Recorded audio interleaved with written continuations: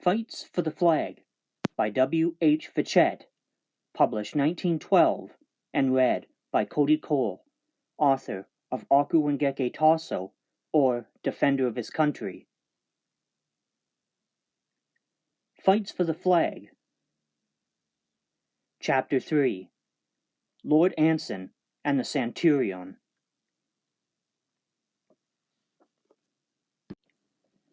In one of the wards of Greenwich Hospital there stood until the year 1870 a huge lion rampant, carved in wood at least 16 feet high. It was, from the artist's point of view, a very bold and spirited figure, but the contours were blurred, the finer lines of the graver's chisel were almost obliterated by the sea winds of many years. It was the figurehead of the Centurion, a ship scarcely inferior in fame to Drake's Golden Hind, in which Anson, one of the great sailors of our race, made his immortal voyage around the world from 1740 to 44. In 1870 it was transferred to the playground of the hospital school, and there fell into pieces from decay by 1873. It was one of the most honorable relics of British history.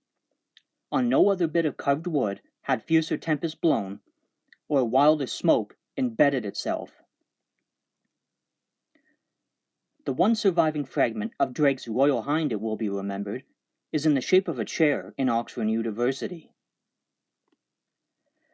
The figurehead of the Centurion was threatened for a while with a more ignoble fate. When the famous ship, after a cruising and fighting career of 30 years, was broken up, the figurehead was sent to George III. His prosaic German brain discovered no charm in the relics, so wooden and so big, and so he passed it on to the Duke of Richmond, then Master General of the Ordnance, who allowed it to be turned into the sign of a public house on his estate. William V was sailor enough to value this memorial of one of the most famous ships that ever flew the British flag, so he begged the figurehead from the Duke and placed it at the head of the grand staircase in Windsor Castle. And for years, beneath the grim lion's head that had looked out so long on tempest and battle, flowed the dainty and idle figures that people a court. Presently, the superfine taste of some gentleman-in-waiting quarrelled with this storm-beaten relic, and it was conveyed, like other sea-battered hulks, to Greenwich Hospital. It stood for many years in what is called the Anson ward,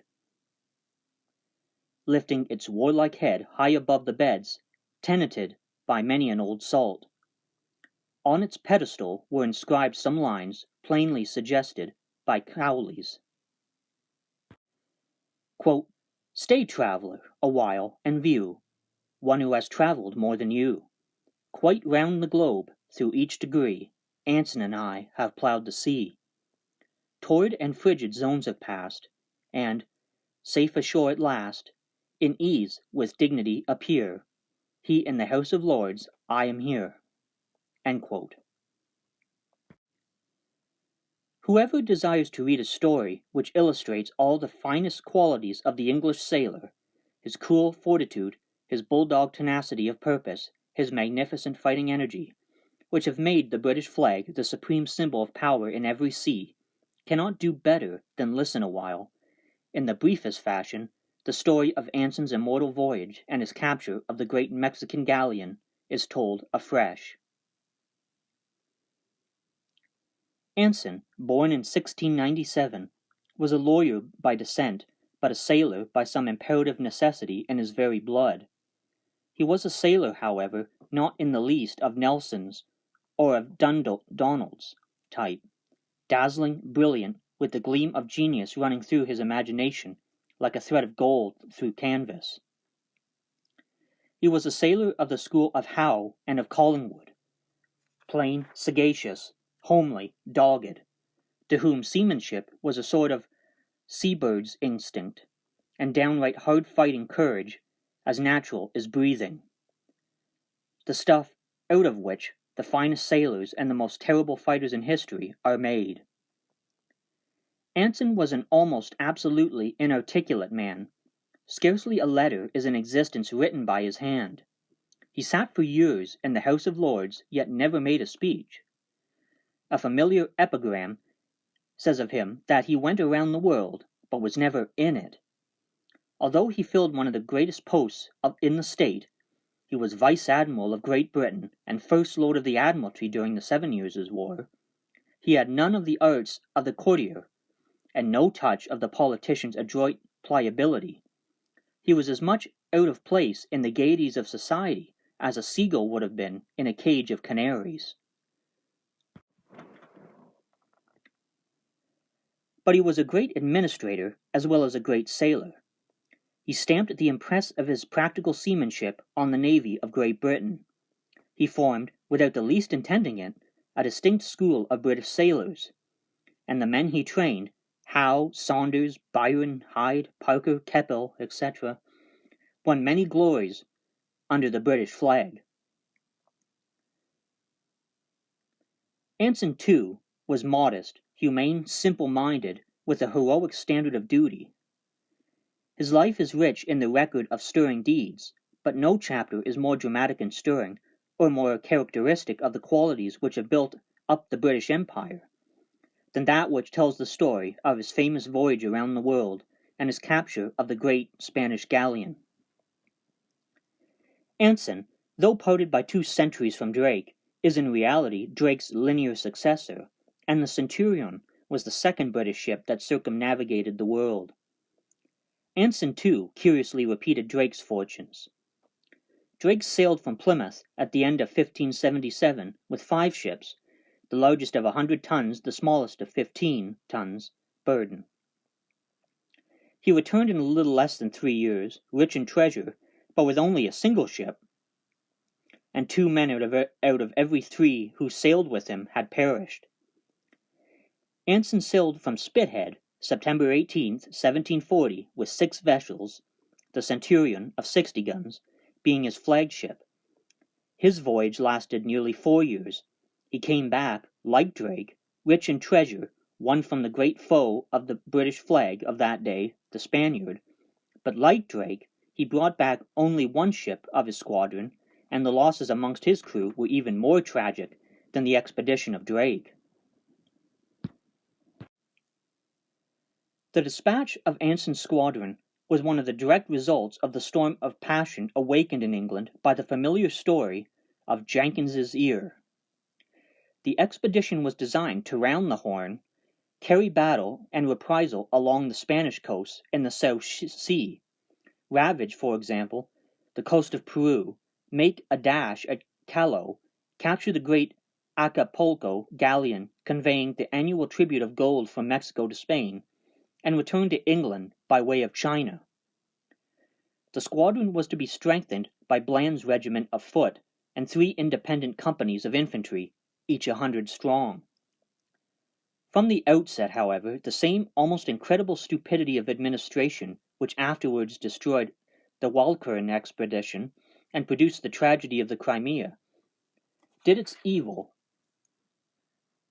best to wreck Anson's squadron. It was delayed until winter had made the passage round the Horn perilous. The news of the expedition was allowed to filter through to Spain, and a strong squadron under Admiral Pizarro was dispatched to lie in wait for the British ships. Anson could not get seamen for his crew, and instead of Bland's regiment and the independent companies of foot, 500 invalids, out of pension of Chelsea Hospital, Woody tailed for the squadron.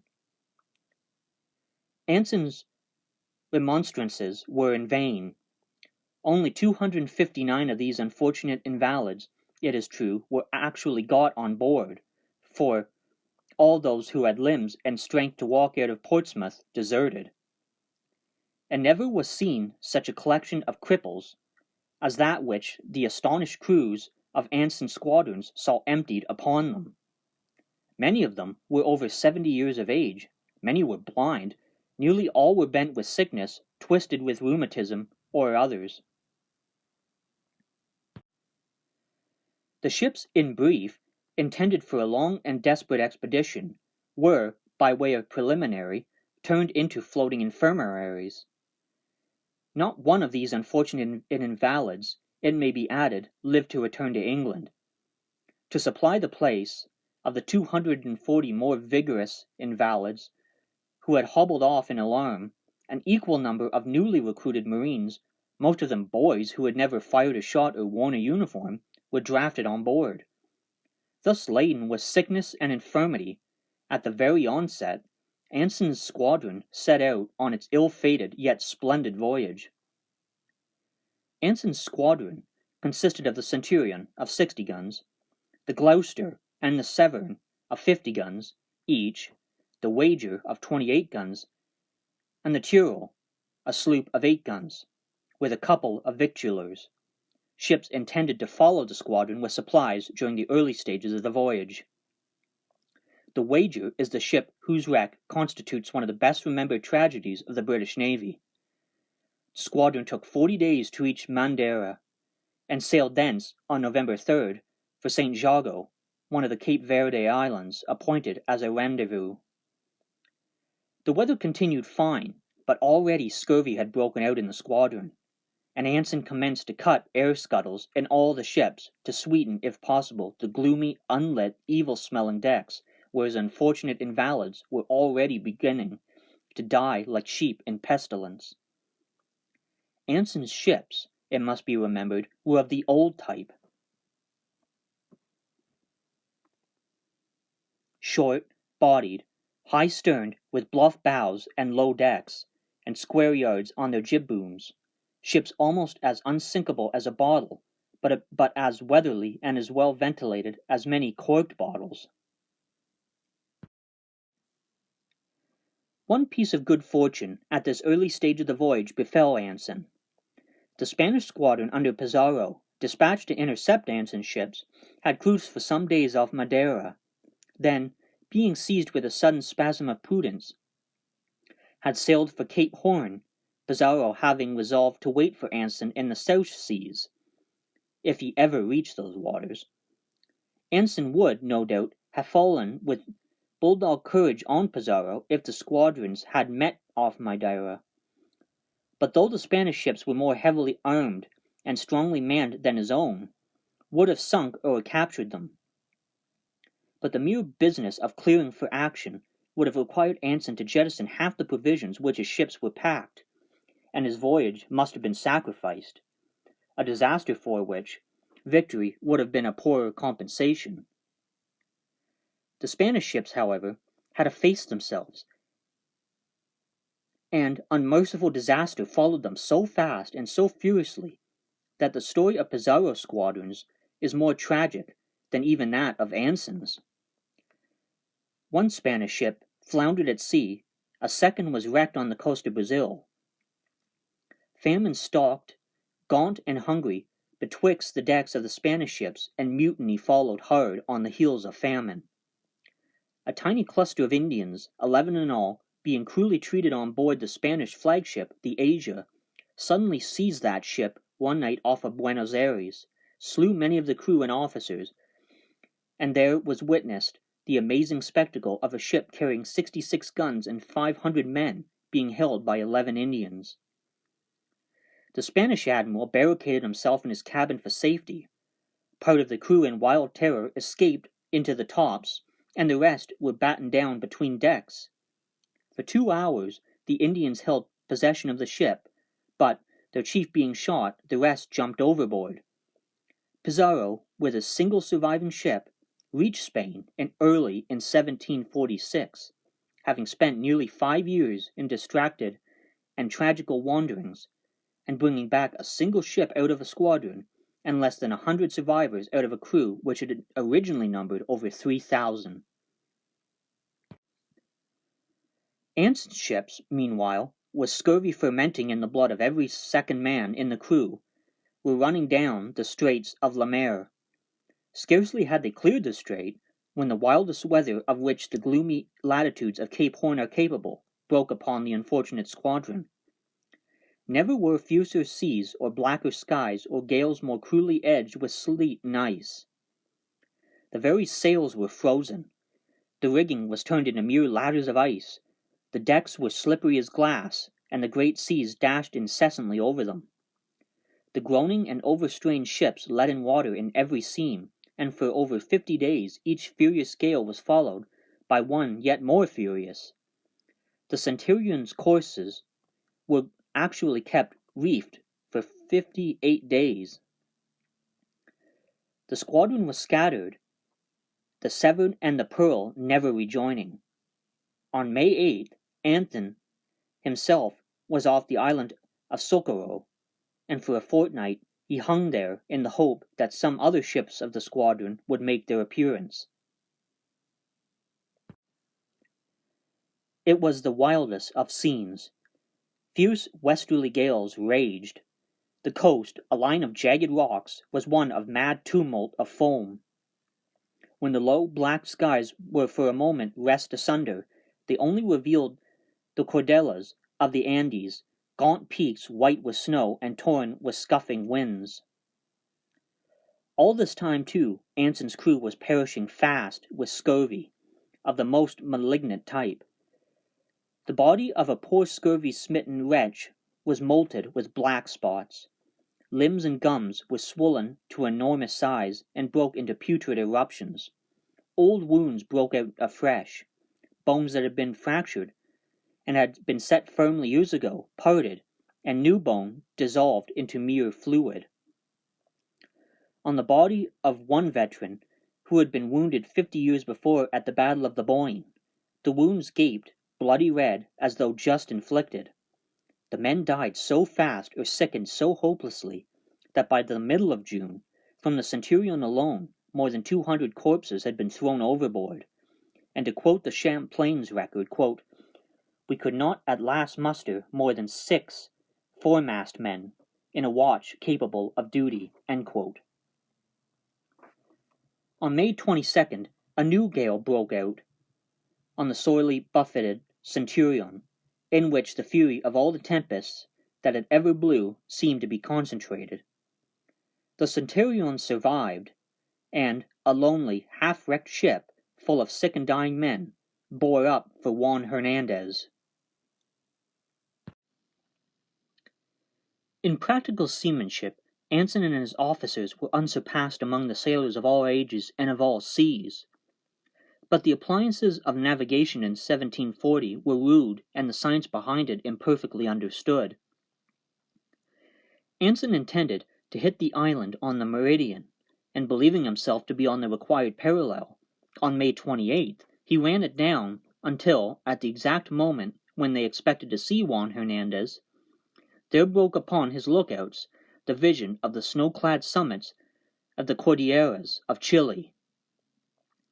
Anson, in a word, had missed the island, and it took him 9 days to claw his way back westward and come in sight of Juan Hernandez.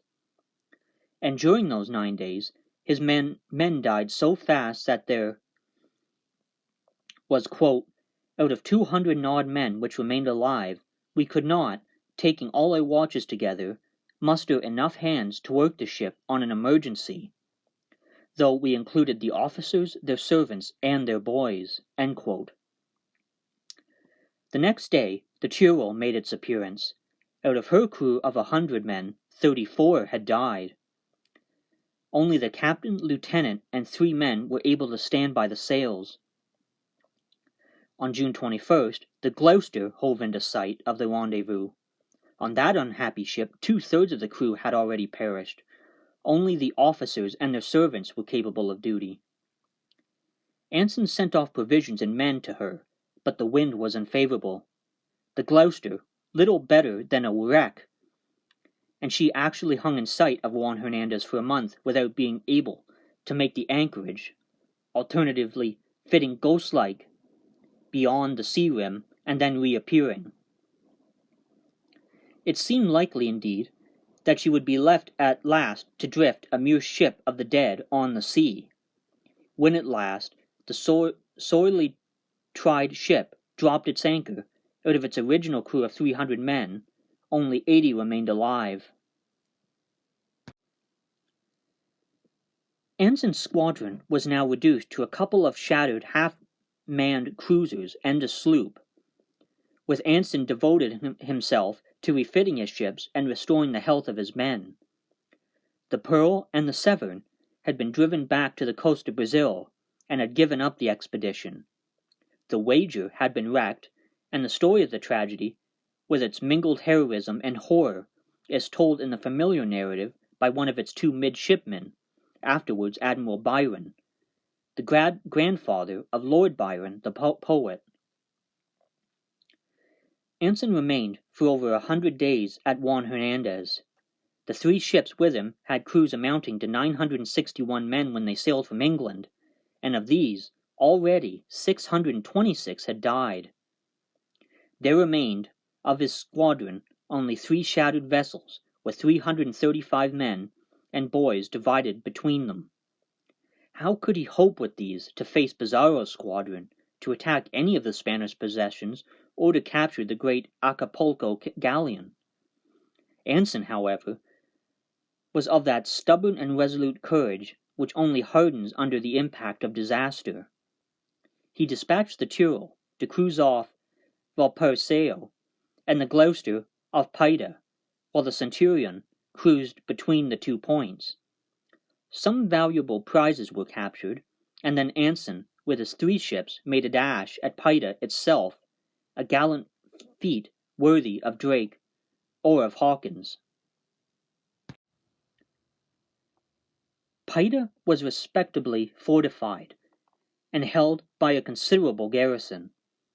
Anson dispatched 3 boats and 58 men under Lieutenant Brett against the town, keeping his ships out of sight of land. Brett pulled with cool daring through the dark night, and almost reached the fort before the alarm was given. Then lights flashed through the awakening town, the church bells rang, the garrison ran to arms, the guns of the fort flashed readily through the darkness over the boats. But Rhett, pulling with silent speed across the bay, leaped ashore, carried the fort with a rush, the governor and the garrison fleeing, and 60 British sailors returned in undisputed possession of the town, only 1 man of the attacking party being killed and 2 wounded. Anson's ships, by daybreak, were off the town, and more than 30,000 pounds in coined silver was carried on board from the public treasury, and the whole town was burnt, though no injury was effected to the inhabitants. Anson next proceeded to lay trap for the Acapulco ship, scattering his tiny squadron in a semicircle, but out of sight of land. The Spaniards, however, somehow caught a gleam of the white topsails of one of his ships over the edge of the horizon, and at the signal of terror, the sailing of the galleon was postponed for a year. Anson, discovering this, turned the stems of his vessels to the wide and lonely Pacific. He would cruise off the coast of California and intercept the Manila galleon on its voyage to Acapulco. He destroyed all his prizes and began his voyage with 2 ships, the Centurion and the Gloucester. But scurvy broke out afresh. A furious gale then smote the 2 English ships. On July 26, the captain of the Gloucester hailed the Centurion and reported that his mainmast was sprung and discovered to be completely rotten. He had 7 feet of water in the hold. Only 97 of the crew, including officers and boys, remained, and out of his whole number, only 16 men and 11 boys were capable of keeping the deck. Anson's dogged purpose never swerved. He transshipped to the Centurion the Gloucester's crew and part of her stores, and then set fire to her. Anson's squadron of 5 ships was thus reduced to a single vessel, a floating speck on the tossing floor of the wide and empty Pacific. The men, too, were dying out at the rate of 10 or 12 a day. The ship was leaky, provisions were bad, and the supply of water almost exhausted. Still, Anson kept steadfastly on his course, and on August 28th sighted Tiana, one of the Ladrone Islands. 21 of the crew died after the island came into sight, and before the sick could be landed. But the pure water and fresh fruits of Tainan arrested the raging scurvy, as if by magic. Anson himself was down with scurvy amongst the sick on the island, when, on September 23rd, a furious tempest tore the Centurion from her anchorage, and she vanished over the horizon amidst raging seas and driving rain. Anson seemed to be abandoned utterly, without resources or help. His steadfast courage, however, remained unshaken. He crept from his tent, with the poison of scurvy still in his blood, and set the men to work to lengthen the tiny 12-foot boat they had. He would sail it across the 600 leagues of trackless sea, without compass or chart, to Mako. On October 11th, however, the storm-rent canvas of the Centurion was visible once more over the skyline, and she crept back slowly to her anchorage. Anson refitted his ship, sailed from Tianan on October 21st, and reached Macao on November 12th. It was 2 years since he had left Spithead, 2 years into which had been packed so much suffering and hardship, of tempest and of plague and death, and of heroism, which not tempest, plague, nor death itself could shake, as could be found, perhaps, in any other sea story extant.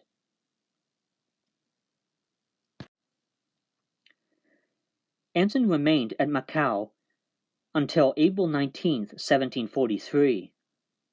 Then, with a ship refitted, though not remanned, and stores renewed, he set sail ostensibly for Batavia, and thence to England. But when out of sight of land, he called his men aft, told them there must be 2 galleons sailing from Acapulco this year, and he intended to capture them both. Each galleon, it might be added, was double in weight of artillery and fighting force to the Centurion, but that circumstance Anson regarded as irrelevant detail, to be dismissed without further consideration. Anson's men, hardened by suffering and careless of peril, and full of confidence in their silent, much-enduring captain, welcomed the announcement with a stout shout, and the stem of the Centurion was turned towards the Philippine Islands, one of the waymarks in the course of the gold ships of Spain. Anson's crew, at the moment, consisted of 201 hands, including officers, idlers, and boys. He had only 45 able seamen.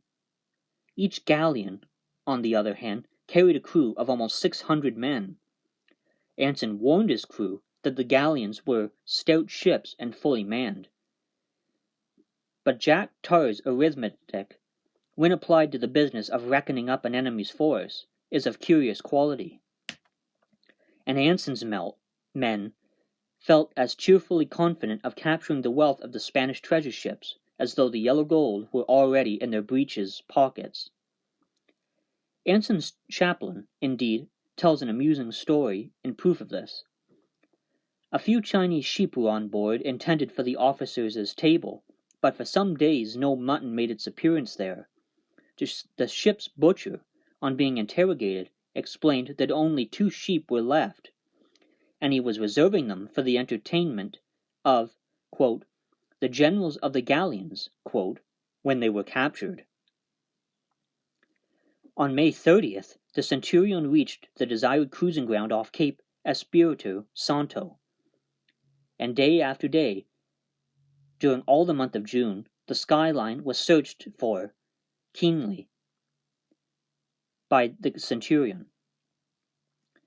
The days went tamely by, and offered only the same spectacle of azure sea and azure sky, and a horizon broken by no gleam of white sail. On June 20th, however, a quick-eyed midday at the main topmast of the Centurion caught a point of gleaming silver on the skyline too steady for a seagull's wing. The news ran through the ship. It was early dawn, and soon the glittering sunlight, the little south of where the day was breaking. The long-looked-for sail was visible. Only one ship, however, was in sight. Where was its consort? At 7:30 the galleon fired a gun, and took in her topsails. This surely was a signal to her consort still out of sight. and it shows the amazing audacity of Anson that he bore steadily down to attack 2 ships, each of which was double his own in strength. As a matter of fact, however, there was only a solitary galleon before him, a great ship of heavy guns, huge quarter-deck galleries, and a crew of over 600 men. Its captain, a gallant Spaniard, bore steadily down, the standard of Spain flying at the masthead, and at noon, being about a league distant from the Centurion, brought under a topsail, and waited resolutely for the Centurion to begin the fight. Anson stood on in perfect fighting rig. He had placed 30 of his best marksmen in the tops, and expected them to scourge the Spaniards' decks with fire and drive the men from their guns. He had not 1/4 the number of hands necessary to work his broadside, and he detailed 2 men to each gun, whose sole business it was to load it. The rest he divided into gangs of 10, whose business it was to pass from gun to gun as it was loaded, run it out, aim it, and discharge it. He thus kept up a constant fire of single guns instead of firing whole broadsides, and his method had an unsuspected advantage. It is common with the Spaniards to fall down upon the decks when they see a broadside preparing, and to continue in that posture until it is given, after which they rise again, and, presuming the danger to be for some time over, work their guns, and fire with great briskness until another broadside against them is ready. Anson's plan of a continuous fire of a single well-aimed gun, however, quite spoiled these Spanish tactics and abated their briskness. A squall of wind and rain broke out over the 2 ships as they neared each other, and Anson could see through the driving rain that his antagonist was caught unprepared. The Spaniards were still busy throwing overboard cattle and lumber to clear their decks for the fight. Anson's original plan was to engage at pistol-shot distance, but he at once opened fire in order to increase the confusion of his enemy. Steadily the Centurion came on. Through the smoke, its lion's head could be seen gilding menacingly past the Spaniard's broadside. Then, having overreached the galleon, Anson swung into the wind, across his enemy's bow, and raked the Spaniard with a deadly fire. The galleon had not only hoisted her boarding netting to prevent the English boarding her, in addition had stuffed the netting with mass as a protection against musketry, but Anson was engaging so closely that the flame of his guns, or their burning wads, set fire to the mats, and these broke into a fire which blazed up half as high as the mizzen top, and Anson slackened the fury of his guns, lest his prize should be destroyed. The Spaniards then cut the netting adrift, and the whole flaming mass fell into the sea. Anson's marksmen in the Centurion's tops had, meanwhile, shot down their immediate antagonists in the tops of the galleon, and were, by this time, pouring a deadly fire on the galleon's upper deck. Only 1 Spanish officer, in fact, remained unhurt on the galleon's quarter-deck. The Centurion, however, had lost her advantage of position on the galleon's bows, and the 2 ships, lying broadside to broadside, at half pistol-shot distance, pelted each other with heavy shot for a full hour. But the trained skill and obstinate courage of the English proved irresistible. The ships had drifted so near that the Spanish officers could be seen running about with brandished swords, trying to keep their men from deserting their guns. At last, the great yellow flag of Spain fluttered suddenly down through the smoke from the masthead of the galleon, and Anson stepped onto the blood-stained deck of his prize. Just at that moment, one of the Centurion's lieutenants whispered in his ear that the Centurion was dangerously on fire near the powder room. At the same moment, too, the galleon, with no steersman at its wheel, rolled heavily on the starboard quarter of the Centurion, and the crash shook both the ships from stern to stern. It was a crisis to shake the nerves of the bravest men, but Anson's coolness was above proof. The galleon was quickly got under control, a few quick calm orders mastered the fire, and Anson's victory was secure. His prize had lost nearly 150 men killed and wounded. Her masts were splintered stumps. 150 shot had passed through her hull, a sufficient testimony to the deadly quality of the British fire. Only 15 shot, on the other hand, had pierced the hull of the Centurion, and its killed and wounded numbered only 31. Anson's difficulties, in a sense, were increased by his very success. He had, with his handful of men, to navigate 2 large vessels through dangerous and unknown seas, and to keep guard over 492 prisoners. His prisoners, too, were restive. When they saw how slender the crew of the Centurion, and how many of them were striplings, they became furious with shame at having been beaten, as they said, by a handful of boys. At the moment, too, for aught Anson knew, the sister galleon might be in sight. Anson, however, took his measures coolly. He put his lieutenant, Saumarez, in charge of the prize, transferred the bulk of the prisoners to the Centurion, and bore up for Canton, guarding his hatchways with swivel guns loaded with musket balls, a sentry with a lighted match standing day and night beside each gun. Every English officer, meanwhile, remained on constant guard, lying down, when his turn came, for a brief sleep, dressed, and with a weapon by his side. Thus guarding his prize, Anson reached Canton on June 30th. There he liberated his prisoners and started on his voyage home by the Cape of Good Hope, casting anchor at Spithead on June 15th, 1744.